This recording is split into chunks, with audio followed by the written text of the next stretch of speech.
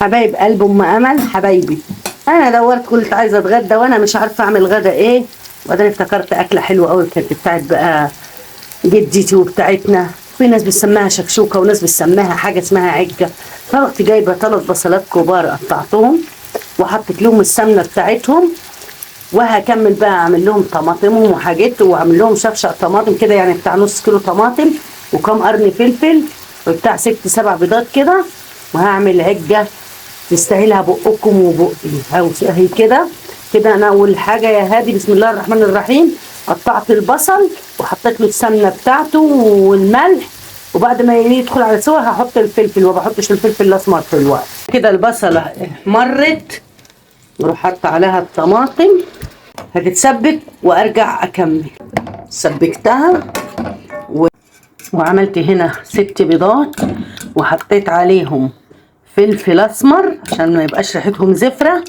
هفضل اضربهم كده بالشوكه. انا عملتها 6 بيضات لان انا حاطه 3 بصلات بس.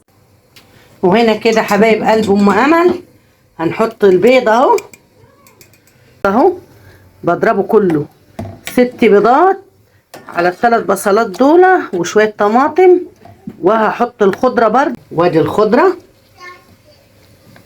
ايه رايكم بقى تطلع حته صينيه عجه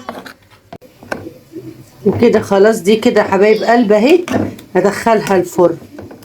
يا سلام لو انا عاملاها في الطاجن ما اقولكوش عليها، ان شاء الله مره تاني اعملها لكم في الطاجن. كده دي خلاص كده هدخلها الفرن وتخرج اوريها لكم. بصوا بقى جمالها، بصوا جمالها ولا ريحتها ولا ريحتها. بالكم امل لو هنا كانت كلتها مني.